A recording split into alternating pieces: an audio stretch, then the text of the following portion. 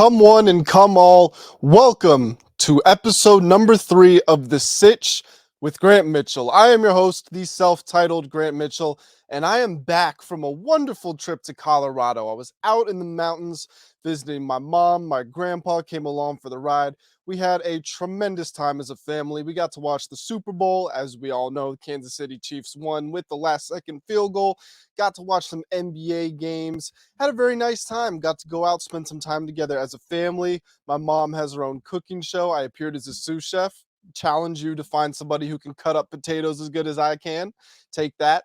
And it was a wonderful trip, but I'm back and I'm happy to be back doing what I love the most, and that is talking about some sports. And we are going to start today's show with the one and only thing that happened in sports over the weekend, the only major thing: stories from the NBA All-Star game. Now, if you weren't paying attention or if you missed the game, Team Giannis beat Team LeBron 184 to 175. Team LeBron was 5-0 in the All-Star era, or at least the new All-Star era, where the captains get to pick the teams, and Giannis ended his streak. Ironically, Giannis barely played in this game. He played maybe the first 10 or 15 seconds, got himself a very quick dunk, and then exited the game. He sprained his wrist in the Bucks' last game before the NBA All-Star break, so it was a bit of a surprise to see him there in the first place. But he said that he wants to remain humble. He doesn't know if he'll ever be back in an All-Star game, and so he wants to be there and support the rest of the league while he can. I think it's awesome. I think that's exactly what the face of the league should be doing. Maybe you could say LeBron's still the face of the league. Maybe it's Steph. But Giannis is certainly up in that conversation, and over the next 3 or 4 years, you have to assume that he will be looked at as unanimously the guy. So it was great to see. I really appreciated him getting out there. Loved hearing what he had to say during the pregame interviews and during the game with Draymond Green on the sideline. Awesome guy. Absolutely love Giannis. Let's dive into the game more itself, though. Let's start with the new format. Not necessarily a new format in terms of structure, but a new format in terms of scheduling.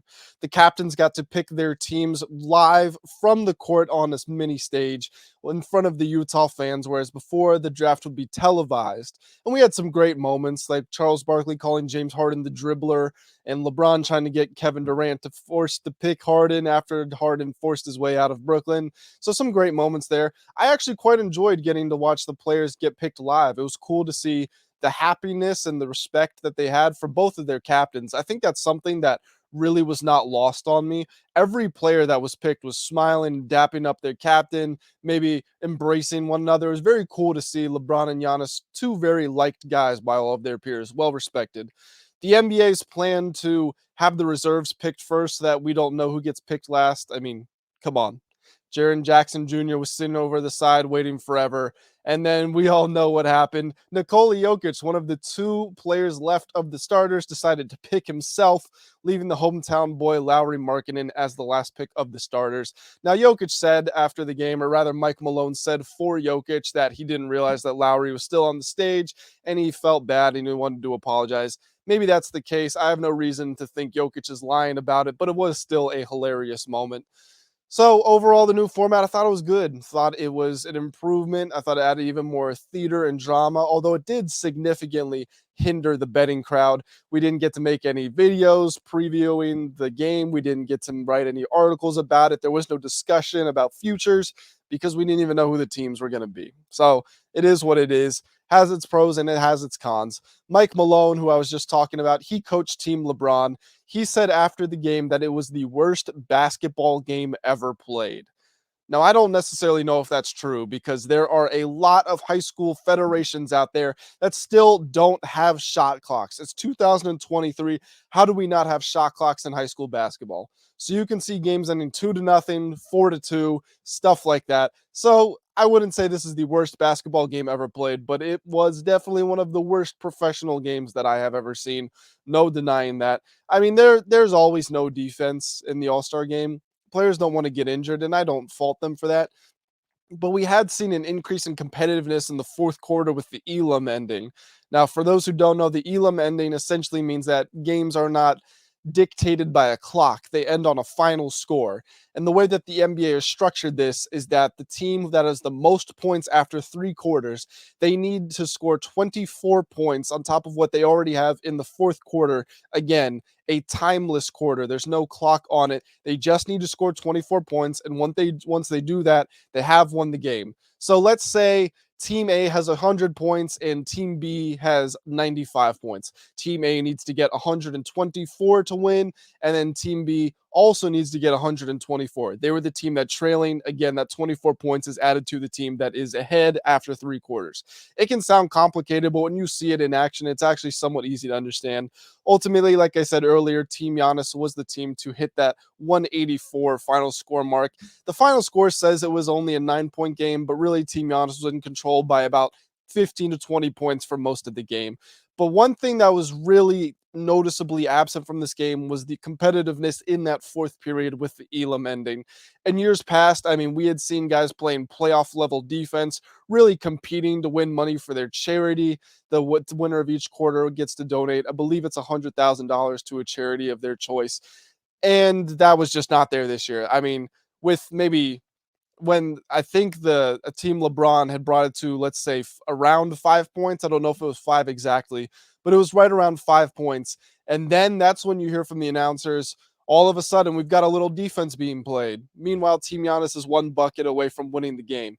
Is that really what the NBA wants to see? Players not trying until they're at the last score of the game? The answer is no. And do I think this game would have been competitive if LeBron had stayed in the game? By the way, those who don't know, LeBron injured his hand attempting a block. He smashed it on the rim. I think he's okay. We haven't seen, it's been labeled a hand contusion, no fractures, no breaks, no tears of ligaments. So he should be all right, but he just didn't want to risk it in the second half.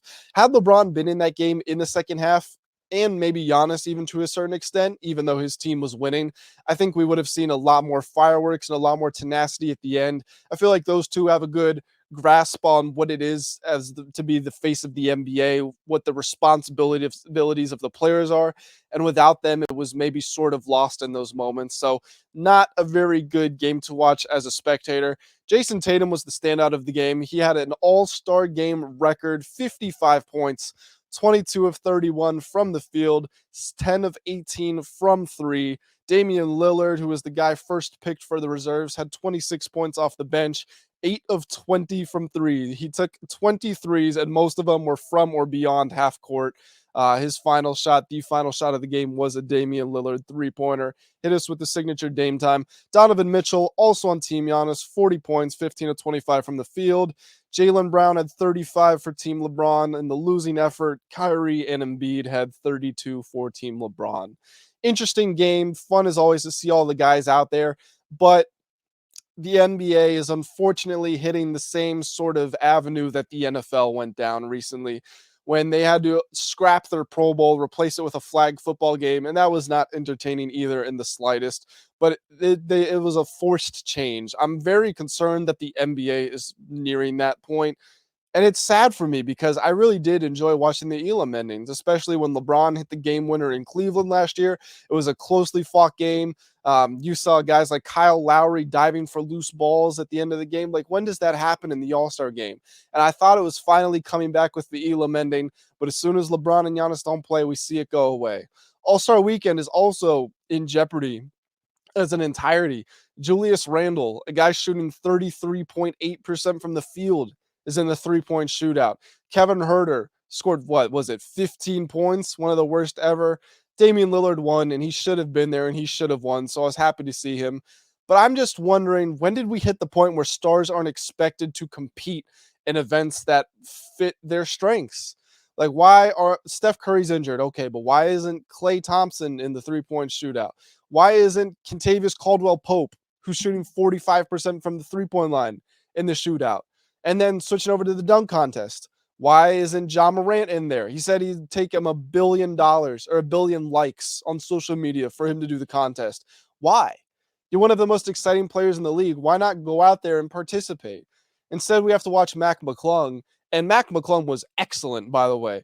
3 out of 4 of his dunks were 50s. He was the deserving winner. It was awesome. It was the best dunk contest that we've seen probably since 2016 when Zach LaVine and Aaron Gordon were going back and forth. But why does it take Mac McClung to revitalize the energy in the slam dunk contest? This is a guy who's spent most of his professional career in the G League. He's bounced around from team to team. He's played in one NBA game this season. Why is he the one who has to step in? Now, he said he's going to return next year, and I'm looking forward to it. But shame on those other guys, especially Jericho Sims. Two-handed honey dip dunk, two-handed elbows hanging on the rim. That's what the honey dip is, excuse me. It was cool to see. Wasn't a 50 by any stretch of the imagination. But then he goes back for a second dunk and does the same thing, but just with one arm. It's less impressive. And he does it, and then he opens up the envelope and says 50. No, that was a 40 at best. It could have been a 30, given his first dunk. It was just the same thing, just less impressive. Not impressed by the All-Star game and the All-Star weekend whatsoever. We are going to move on now and put that behind us. We are going to talk about the battle that's going on in the Eastern Conference. Now, the picture I have right here is Giannis Antetokounmpo. Why, you might be asking? The Bucks are second in the Eastern Conference. Why don't you have a picture of Jason Tatum? Well, I had a picture of Tatum for the All-Star game, so I didn't want to use him twice. But beyond that, the Milwaukee Bucks are my pick to win the Eastern Conference in the regular season. I don't want to spoil my postseason pick. We will get to that later. But the Bucks are 47, very quiet, 41 and 17. Said 47, 41 and 17, whereas the Celtics are 42 and 17. Both teams are absolutely superb at home, above average on the road, and that's really all you can ask for. Playoffs come down to winning at home, so that's why getting such a high seed is so important. Bucks are also 10 and 0 in their last 10 games and on a 12-game winning streak heading into the All-Star break. The Celtics were 7 and 3 over their last 10. Also in the hunt, the Philadelphia 76ers 38 and 19, 3 games behind first place, and in fourth place the Cleveland Cavaliers 5 games behind the Boston Celtics at 38 and 23. So what do I expect from the Eastern Conference moving forward here? The Celtics are the team to beat. And everybody knows that. They got to the finals last year. They melted down a little bit. Tatum and Brown, we can say they were bad, but it was more of a learning experience for them. We've seen other star players have really bad finals. I mean, Larry Bird scored 8 points in 2 finals games one time. That was the year the Celtics still won the finals, and Cornbread Maxwell was the MVP. We saw what happened to LeBron when he played the Mavericks. He completely melted down. We saw what happened in his first trip to the finals when he was still with the 06-07 Cavs. Did not have the support structure he needed to do anything. So moments like these are good for guys. But as much as I say that, Giannis and crew, they've been to a finals. They've won a finals. Perennially, I feel like they are the team to beat. This is something that I think is good to keep in mind for bettors and fans just anytime they're trying to predict the future. It's much better to say who is the safe bet to accomplish this feat, whatever it might be, than say what is the flavor of the month, what's the flavor of the week. Here's what I mean by that. Last year, the Celtics were the flavor of the week. They got to the finals, and it was sort of out of nowhere. It was the year they took the leap, right? And maybe they're a little more established now, but people could still point to them as being the flavor of the week. Or maybe it's the Cleveland Cavaliers because they just picked up all these guys. Maybe it's the 76ers because they just got James Harden. Amid all of that, the Bucks have been great through and through. Every single year, you can count on them to be one of the top seeds in the conference. You can count on them to have the best player in the conference and the best player in the NBA. They have a great head coach. They have a nice rotation of bench guys. They just made a very smart acquisition in Jay Crowder. He's going to fill that PJ Tucker role very well. They're just too well-balanced, too proven, too cultured for me to overlook them. So I'm going to pick them to overcome that half-game deficit and win the Eastern Conference in the regular season. Another interesting team, though, the Philadelphia 76ers, and they are flying under the radar again because of the Bucks and because of the Celtics. They are 4th in net rating and 15-4 in their last 19 games. Now, those are pretty astounding numbers, but none as impressive as Joel Embiid's season averages: 33 points, 10.2 rebounds, 4 assists, a block and a half, and 1.2 steals per game. The guy is just unreal, and he's shooting 36% from 3, 54% from the field, 86% from the free throw line. You can't really ask for a whole lot else out of somebody. Even the other big center in the league, Nikola Jokic, we're going to talk about him later. Embiid is arguably having the best season out of anybody in the NBA this season. The Sixers are excellent on defense. James Harden isn't putting up 60-point triple doubles anymore, but he doesn't have to. He's comfortable giving you 22, 24, 25 a game with 10, 11, 12 assists. And that's been the 76ers winning formula. They've also got other contributors on their roster. Tyrese Maxey, as we all know, is a solid young player. Tobias Harris, maybe he's not worth a max contract, but the 15 and 6 he gives you is invaluable. You've got shooters, you've got defenders, you've got bench depth. This is a very solid team, and people don't seem to really be talking about them. And I have a feeling those people are going to be in for a rude awakening at some point. Further down in the East, one team that we know for getting to the finals, or at least getting to the conference finals, the Miami Heat. Now, they are 7th in the Eastern Conference. Not used to seeing them that low. They're 32 and 27, which is exactly 10 games behind the Boston Celtics. However, they are only a half game behind the New York Knicks for the 6th seed. Now, you might be asking, why is the 6th seed so important? Well, that's the last team that's guaranteed to make it into the playoffs, or at least the playoff bracket. Teams 7, 8, 9, and 10 have to navigate the play-in tournament.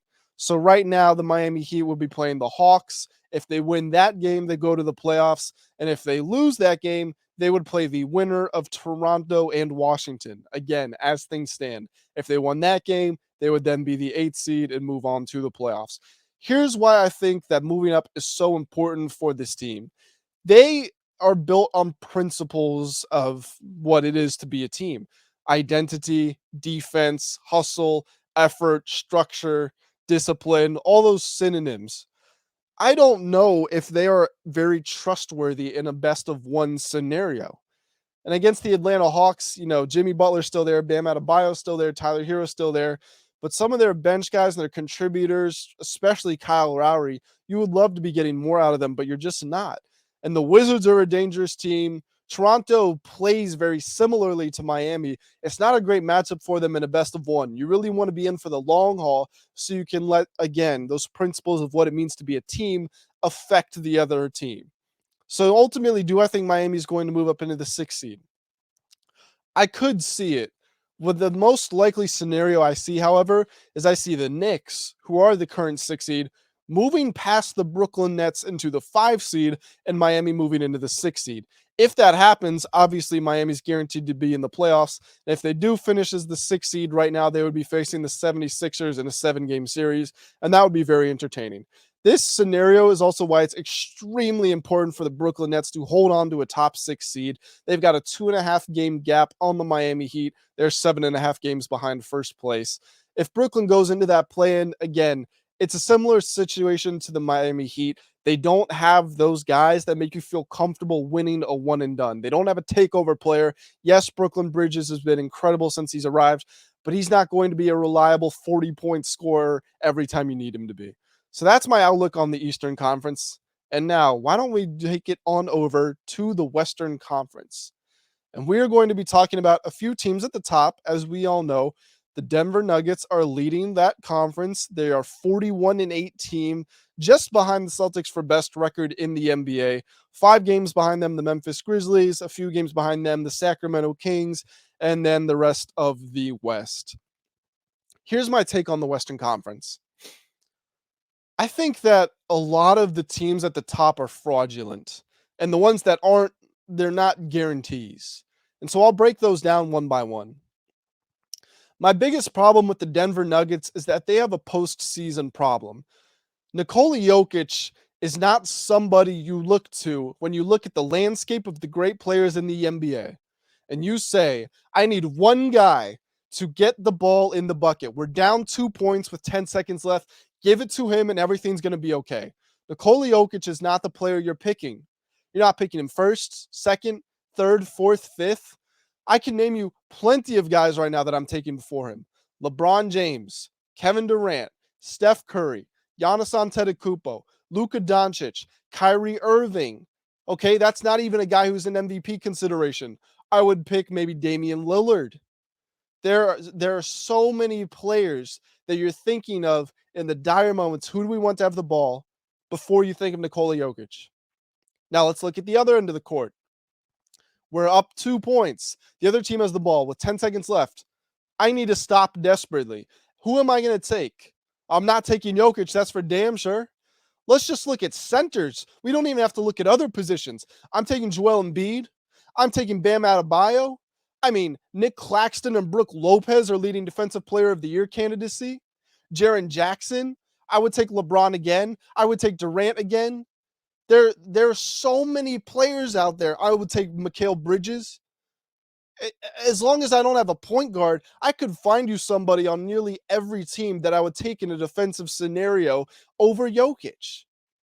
So when we get to the playoffs, where the possessions are of heightened importance, the game slows down. Every bucket means more, every stop means more.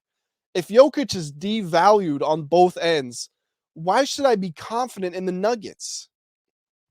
Now, on the flip side, Jamal Murray always raises his game in the playoffs. He has been awesome. And this Denver team is deeper than ever, and they're finally healthy. That's been the big problem for them in recent years. So this is going to be as good of a chance as any as they've had. The closest they've gotten to getting to the finals was in the bubble when they took the Lakers, who then won the championship, to 6 games in the Western Conference Finals. Does making the Western Conference Finals mean that this year is a success for the Nuggets? Maybe in some people's eyes.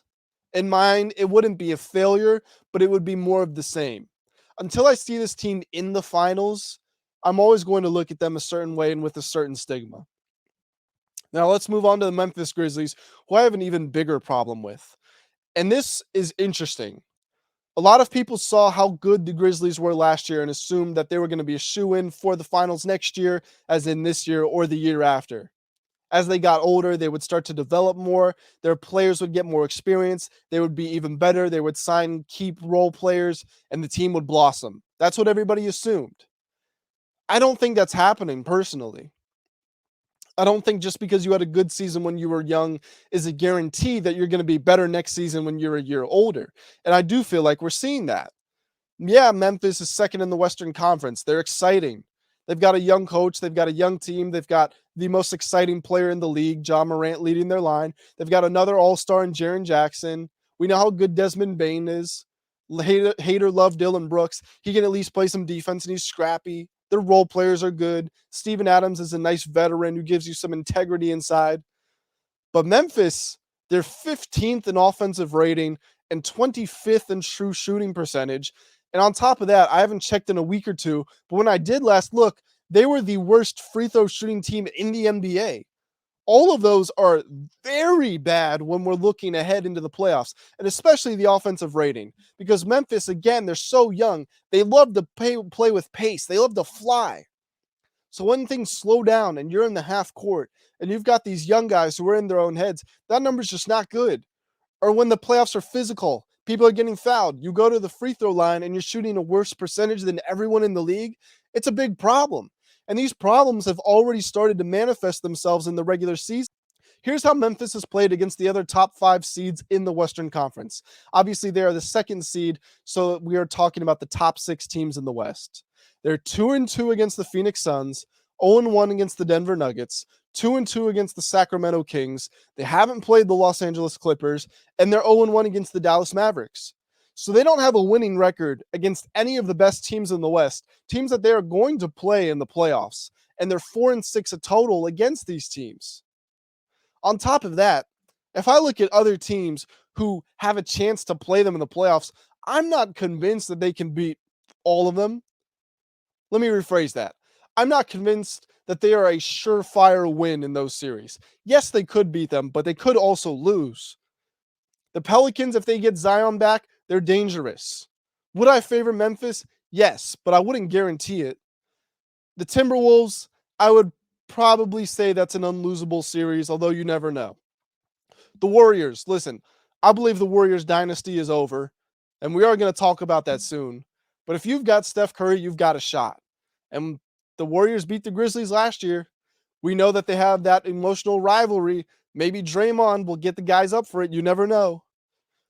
The Los Angeles Lakers, with their improved roster, again, I would favor the Grizzlies, but in no shape or form am I ruling out the retooled Lakers from beating the Grizzlies in a best of 7. We can go player for player. Ja Morant, LeBron James. Ja Morant's probably a slightly more effective regular season player at this point in his career, but in the postseason, again, when those possessions slow down and experience becomes so crucial, we can at least call it a draw, if not go to LeBron. Anthony Davis is better than Steven Adams and Jaren Jackson put together. D'Angelo Russell is equivalent to Desmond Bain, let's say. And from there, it's all role players. And I think they stack up pretty evenly, especially with the additions of Jared Vanderbilt and Malik Beasley. My point about the Grizzlies is they're a good team, but in no way, when you look at a traditional second seed, do you say this Grizzlies team lives up to that standard of yes, they're practically guaranteed to make the conference finals. I don't feel that way about them at all. One team that I did mention there, and I said we were going to talk about them in just a second. Well, that second is up. The Golden State Warriors. The Golden State Warriors dynasty is over, and it ended a year ago. Now, I'll tell you why I say that. They won the finals. They did. They absolutely did, and they deserved to. They were better than the Celtics. But that was not a dynastic win. Let's look at the Warriors' road to the finals. They beat Jokic entirely on his own in 5 games in the first round. Okay. Then they beat the Grizzlies. Now, the Grizzlies were already falling apart against the Timberwolves in their first round series, and then Ja Morant got injured. So, maybe not an easy series, but a lot easier than you were expecting. And then you get to the conference finals, and it's Luka Doncic again, completely on his own. Had just gone 7 games with the Phoenix Suns, who were the top seed in the conference. He was battered and bruised, and you won that one. And then again, you made it to the finals. You won the finals. You deserve to. But let's look a little deeper. Do you know what Klay Thompson's numbers were in those finals? 17 points per game, 35% from the field, 35% from 3. Draymond in the finals, 6 points, 8 rebounds, 6 assists per game. Not totally different from what you expect from him, but very inefficient. 33% from the field, 4.5 fouls per game. His defense was also so terrible through 4 games that people were wondering if he was going to get benched or even played at all.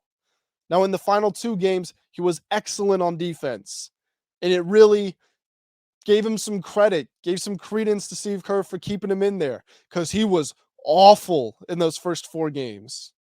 And then Jordan Poole, the next coming of Steph Curry, in the finals, 14 points per game, 1.8 rebounds, 1.8 assists, 43.5%, 2 turnovers per game. Not very good. A lot of reason that people have been so optimistic on the Warriors is that they can develop their players, and they have some young talents. Oh, yeah, sure, like James Wiseman. Oh, wait, he's on the Detroit Pistons now. Moses Moody, what's he doing for you? Jonathan Kuminga, how's his progression been? There are real troubling parts of this Warriors roster that people have looked at as positives that are actually negatives. Now, the one good thing I will say is Klay Thompson is right back to where he was as an offensive player in the prime of his career, but he is much, much worse on defense. Klay was reliably a top 3 two-way player in the league with Kawhi and Paul George when he was at his best. Not at all the case anymore. He's just a 3-point shooter out there. And now, a team that many are talking about and predicting to win the finals, the Phoenix Suns. Simply put, I'm not convinced by them. Now, their starting lineup is nearly impeccable. You've got one of the best distributors of all time in Chris Paul. You've got Devin Booker, who can score 70 points as your number 2 option. You've got Kevin Durant, who is a top 15 player of all time. We don't even need to talk about him. We know what he's about. You've got DeAndre Ayton. He's a mobile big man. He can shoot the mid-range. He has a nice touch around the basket. He can defend, and he doesn't need the ball to score points. And then you've got a coach of the year, Monty Williams. All of that is great. And I am warming on this team. I will say I'm not quite as pessimistic as I was when this trade was announced because they've made a few upgrades on their bench. Their bench was always my biggest concern. I like the Terrence Ross acquisition. He scored 16 points in his lone appearance for the Suns. But these other guys, Cam Payne, Landry Shamet, Damian Lee, Jock Landale, Torrey Craig, Josh Okogie, That doesn't sound like a championship bench to me. It just doesn't. And if you want to look a little deeper and say, well, the Suns have the 11th most bench points per game in the association, that is true. But they've played the players right about that 11th most mark in minutes. So they're doing what should be expected of them. And again, it's a regular season. When we get to the playoffs, things change a lot. And my biggest problem with the Suns is that there is no real leader on this team. Now, mentally, it's going to be Chris Paul. Everybody's going to say that. But Chris Paul has a history of choking in the big moments. Devin Booker, people still want to call him a young player. He's in his 8th or ninth season, and he really hasn't accomplished what his talent says he would. Kevin Durant went on record saying it's not his job to be a leader. He just needs to go out there and play the best basketball he can. DeAndre Ayton has been at odds with the Suns franchise for the past couple of years. He looks so uninterested, and his body language is so negative at times that it's hard for me to watch. And then Monty Williams couldn't get these guys motivated for a home game 7 just last year. There are certain intangible aspects of the Suns team that I just don't buy into. I don't feel like they are ready to win a championship from that standpoint. The bench, again, is a concern, not as much as I may have initially thought it was, but for me, it's the mental side of the game. I just don't feel like these guys are the killers and the assassins that are ready to go take the finals. I mean, your one tough guy was Jay Crowder, and Crowder's replaceable from a talent perspective, but he was your one enforcer. You lost your best defender, Mikal Bridges. You lost your second best defender, Cameron Johnson. Crowder was your third best defender. The Suns were great because they could play on both ends of the court. That's also not going to happen anymore.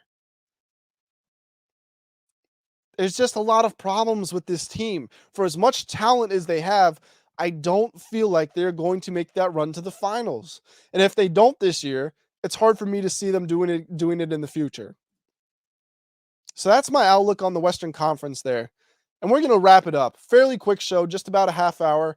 On our next episode, we might get into some MVP talk. Nikola Jokic is the favorite to win that award. We might look at some NBA futures. We might see what's going on in the NFL, if there are any other major headlines out there. But that's going to do it for today's show. Thank you all so much for tuning in. And until next time, have a great day, and I'll see you soon.